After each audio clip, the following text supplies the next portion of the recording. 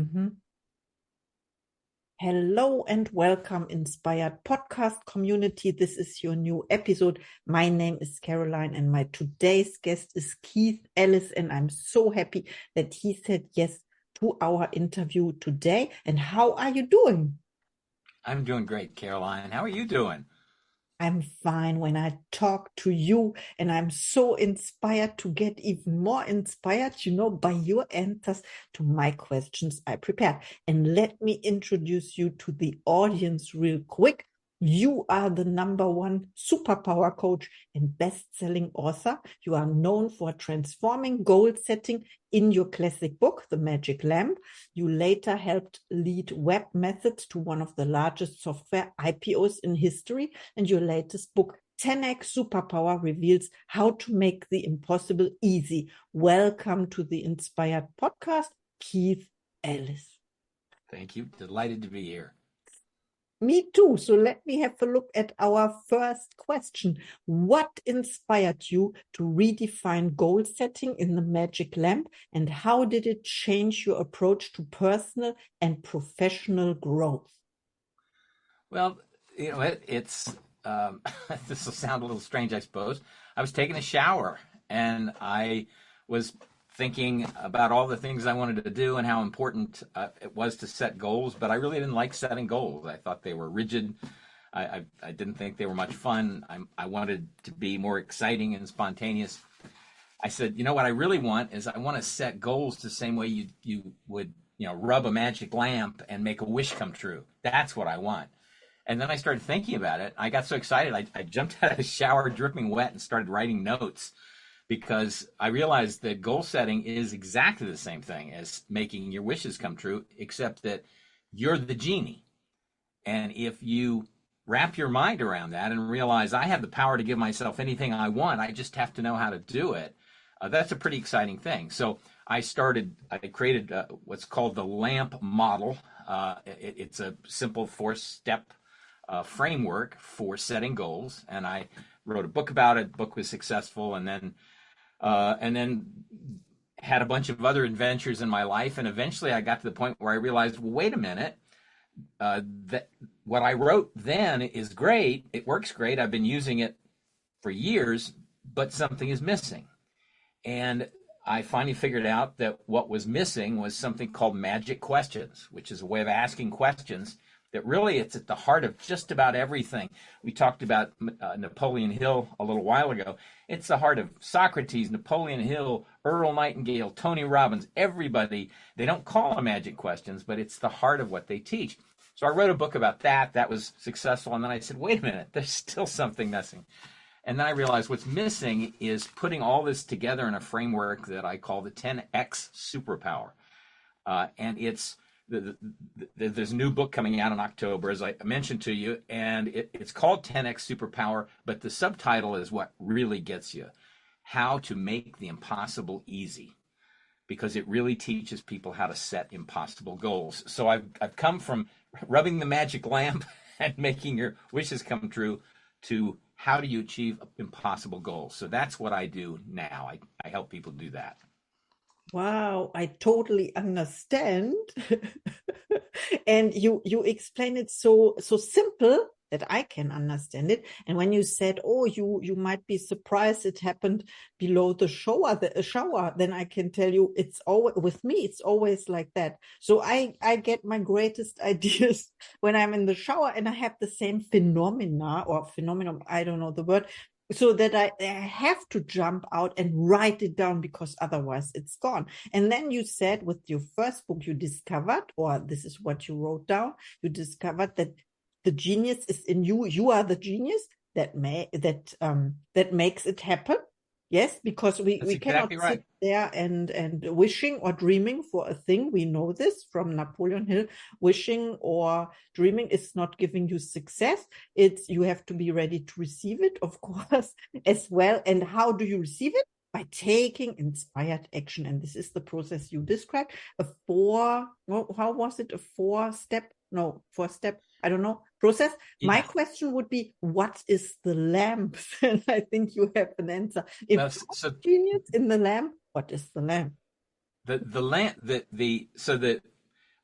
when this happened to me before I took the shower, I think I just seen the movie Aladdin, about the genie and rubbing the magic lamp, and the genie comes out of the lamp and grants wishes and all that stuff. And that's what got me thinking about it. And then I realized, well, wait a minute, we are our own genie.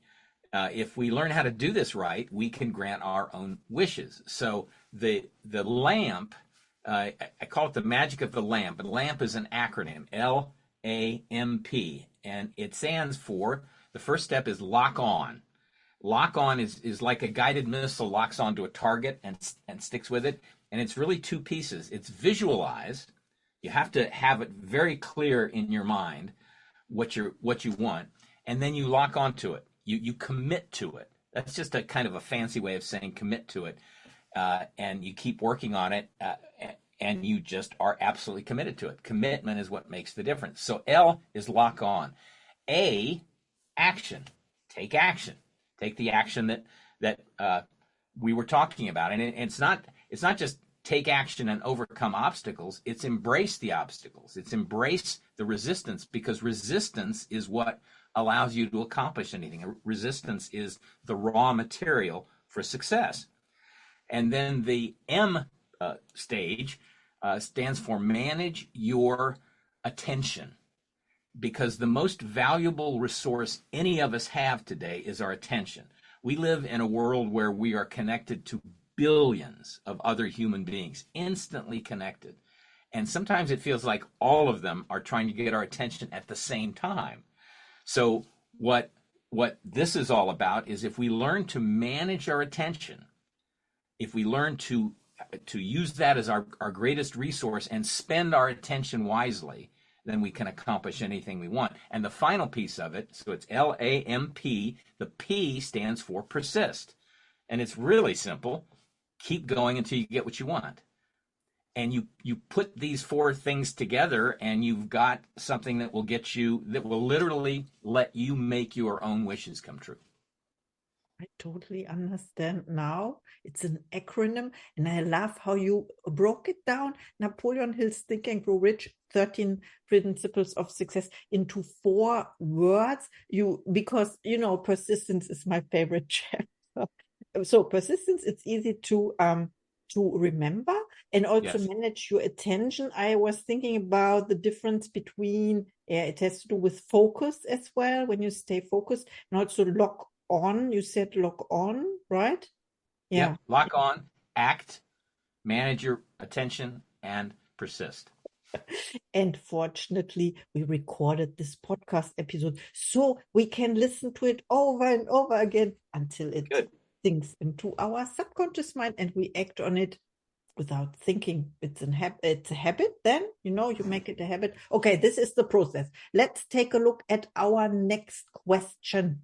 Can you share a pivotal moment from your time at webMethods that shaped your understanding of success and led to your concept of superpowers? Yeah, actually, one of the key pieces of this, magic questions, came out of this process. I was the 6th person hired into this company. It was a little tiny startup company. And I was the head of sales, the vice president of sales, and I was supposed to sell a product that no one had ever heard of, that wasn't even finished, to a market that didn't exist. And I struggled. So I was doing this for a few months, and we were getting low on money, and I was thinking, I asked myself a question. I said, how do I increase our revenue? Now, that seems like a really simple question, and you'd think I'd have been thinking about that all along, and I was, but I'd never asked myself that question in so many words. How do I increase our revenue? And so when I asked myself that, all these ideas started coming into my mind. And then the first one that really made sense said, I need to make us famous. And that wasn't what I was thinking about. That's not really a salesperson's job, right? But I knew that that's what was the thing we needed next in this world where nobody had ever heard of us, didn't know what we were doing, and we were doing something brand new. So then I said, that led to another question. How can I make us famous? Bingo. Suddenly, I started coming up with all these ideas, and then one of them popped up, and it was, I need to find somebody who's already famous and get him to endorse us. And it was like, wow, this is magic. I mean, this actually happened like this, and it's blowing my mind. I didn't know what was going on, but it was really amazing. So I said, okay, this question thing is working. Let's try another question. Who can make us famous?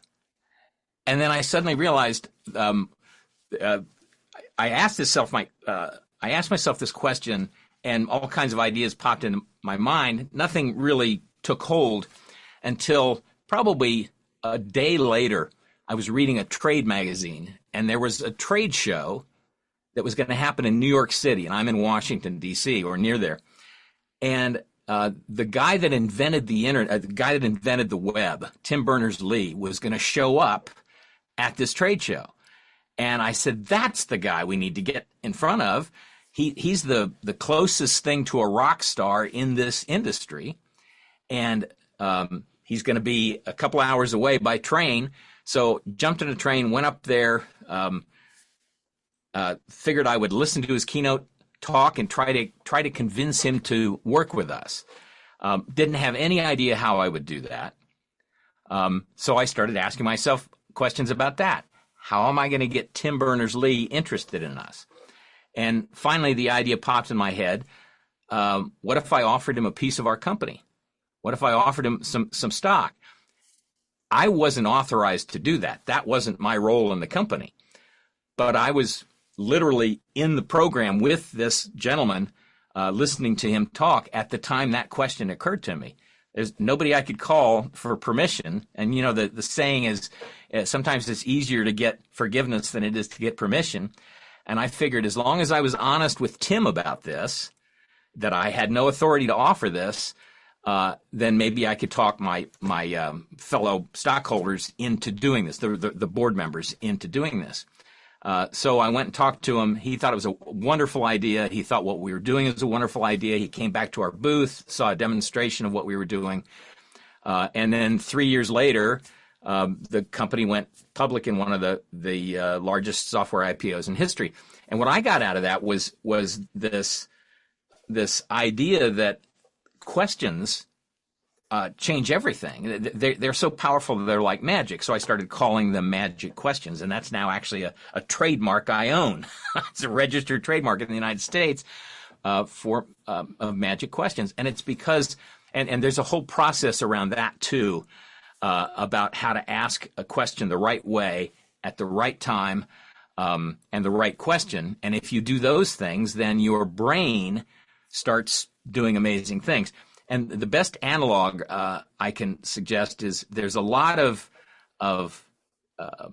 press, a lot of attention being given to artificial intelligence today.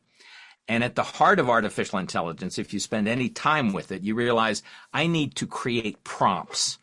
I need to engineer prompts to the artificial intelligence so that it gives me what I'm looking for. Because even though it's called artificial intelligence, it's really quite stupid. It just needs to know what you want, and then it'll do all of its amazing stuff and give it to you. So it's called prompt engineering, and there's a whole industry that's being created called prompt engineering for artificial intelligence. And I started thinking about that, and I said, that's what I'm doing with Magic Questions. This is prompt engineering for human intelligence. It's about how to ask yourself a question in a way that gives you a meaningful and powerful result that you wouldn't otherwise get.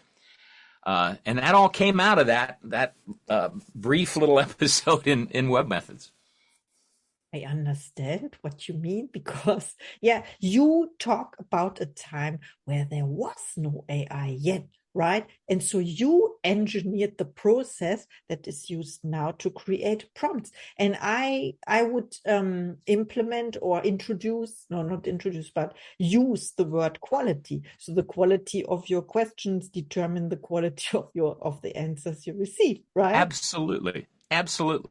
Yeah, I love it. I also love that you trademarked the word magic questions. I think you are frozen now. No, you are not frozen. We have to ask the right question here. Where are you now? He's back. He's back now. I'm still here. Did I freeze? Yes, but Oh, I okay. tried your method to ask the right question. Where is he? And then you Good. okay. I have another question. Yeah, it's about questions, and thank you for reminding me because when I create my podcast and I think about what questions can I ask, then and I changed the model also of asking questions, so the quality increased in my process as well. So I have another question. Let me see. What motivated you to create the first $10,000 book, and what is the core message you hope readers will take away from 10x superpower? So you just mentioned this, so I'll sort of flesh that out for a second. This book I'm bringing out in October, it's going to be in about 3 weeks, is called 10x Superpower: How to Make the Impossible Easy.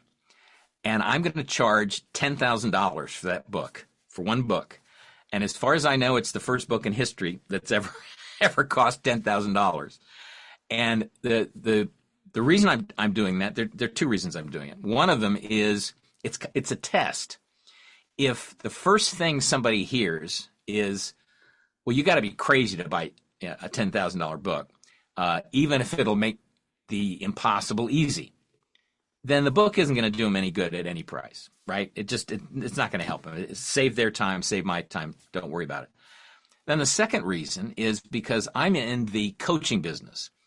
I'm what I call a superpower coach. I help people use this 10x superpower that's described in the book. And the key to it is commitment. The key to it is because I can help somebody.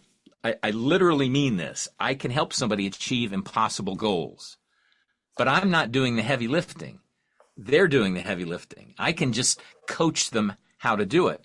So what I'm doing is saying up front, I'm actually offering a coaching program with the book. There's a whole coaching program that goes with it. And the coaching program is free if you buy the book for $10,000. And I do that because most people in my business, in the coaching business, will give you something free, like a book or a pamphlet or something, and then hope they can talk you into an expensive coaching program on the back end. Nothing wrong with that. Perfectly valid business model. But I'm turning that on its head, and I'm saying, wait a minute, I'm putting this right out front. This is $10,000. If you're interested in making the impossible easy, I can help you, but it's going to cost you $10,000. And oh, by the way, you don't get just a book; you get a whole coaching program that will bring that book to life for you. Because reading a book is great, but we've all read lots of books and said, "Oh man, that's incredible," and then gone on to the next book, forgotten what we just read. Right? This is about putting to work in your life these principles that create the 10x superpower. So that's what the $10,000 price tag is for the book, and that's what the book's about: helping people create and achieve impossible goals. And I'm focused on entrepreneurs because entrepreneurs tend to be independent-minded. They tend to have a very straightforward results focus, and that's what I'm saying. Here you go. If you want to 10x your results, if you want 10 times, whatever, fill in the blanks, 10 times more revenue, 10 times more customers, 10 times better relationships, 10 times more happiness, I can help you do that. You do the heavy lifting. You have to commit to it, but I can help you do it. Wow, I understand now. And it's so amazing about this book, buy this book. And the clients can choose whether they read the book and they refuse the coaching. Yeah. So, because Yeah. it's about commitment, like you said, and also accountability as well. And as you mentioned, the genie is you. So you are doing the impossible as well. And I love the not subtitle, but this headline about how to make the impossible easy, because that implies already that the impossible is possible. So there's no Yes. question it is possible. The question is it hard or easy for you? And you have the solution. That's right. And we all have examples of this in our life, and we don't realize it. I mean, think of a toddler who is crawling around the room trying to learn how to walk. How many times will they try to walk before they give up. They don't give up. They just keep going until they start walking. And when you think about it, yeah, for the crawler, the child that's crawling around the room, 1 year old or 8 months old, whatever they are, it's impossible for them to walk. They can't do it physically, emotionally. They can't walk, and then suddenly they're walking. They've accomplished the impossible, and you say, okay, well that's a special case. That's a toddler crawling around. That doesn't count. Well, what about learning to talk? What about learning to write? What about learning to read? Okay, but that happens when you're young. Nothing like that happens when you're older. Okay, how about when you learn how to drive a car? I don't know about you, but I remember driving around with my mom and watching her whiz through neighborhoods and not hit people on skateboards or not run into trees, and I was just amazed at that. How this is impossible. And then when I finally got my license and I could drive, it was like I'd achieved the impossible. So we have all kinds of examples of this. And my favorite one for entrepreneurs, because entrepreneurs are thinking, well, impossible, I can't really do the impossible. Say, okay, was there ever a time in your life when you were making 10 times less than you are now? And they go, yeah, I was selling popcorn at a movie theater when I was in high school or something like that, right? And then they think, wait a minute. I've done this. I've already increased my income by 10 times. I've done the impossible. And once you begin to get your brain, it's exactly what you said, Caroline, that it implies that it's possible. We call it impossible, but what we mean is it's impossible for me the way I am now. But if I add capabilities, if I become a more capable person by learning new skills, by creating new relationships, new collaborations, suddenly anything's possible. And that's really what I'm teaching in this program. Thank you so much for sharing. Yes, my brain is working now. Good. I learned so much. Really, I learned so much. It's like collecting the missing pieces.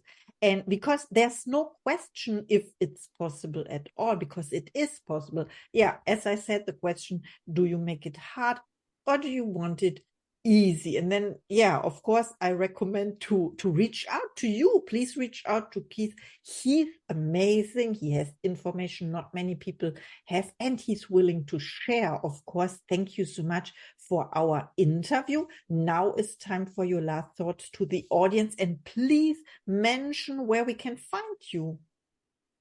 Thank you. So you can find me at 10xsuperpower.com. So it's 10xsuperpower.com. And the thought I would leave people with is that when you set a goal, most of us are taught to set a goal that we think is possible, right? I want to increase my sales by 20%. I can do that. So we go for incremental progress, which is great. My first book was about that. It works great. But here's the thing about the human mind. If you set a goal to do something impossible, you suddenly change how you're viewing the world. Now you say, I'm committed to doing something I can't do. I'm committed to doing the impossible, to winning a gold medal or to, increasing my revenue by a factor of 10 or whatever it is. I'm committed to that. Now your brain starts saying, oh, okay, well, if you're committed to that, here are some ways to do it. Now remember we talked about attention and focus. Well, now you've changed your focus dramatically because you're committed to the impossible. And then you start thinking differently, and then you start acquiring new capabilities, and it's like climbing a mountain. At the bottom of the mountain, it looks really tall. You get halfway up and it's like, wow, this is amazing. And suddenly you start thinking, what I thought was impossible, I really believed it was impossible, I think I can do this. And then you do it. And then after you do it, it's like, this is easy. Just like walking or riding a bike or driving a car or, that 10 times increase you made in your income from when you were, a kid. That's what this is all about. So set impossible goals, not just incremental goals. Set impossible goals and focus and commit to them. That would be the advice I would give. Thank you so much. It is possible. I am the evidence. You are episode 357. And 1 year ago or two, I was not speaking at all. So thank you. Thank you so much. I am the evidence. It You're works. welcome. You are you're like a success story for me, although you never heard of me when you were doing it. You just did it on your own. Good for you. I think that's spectacular. I love that story. Thank you for your insights, and I see you in the next episode. Wonderful.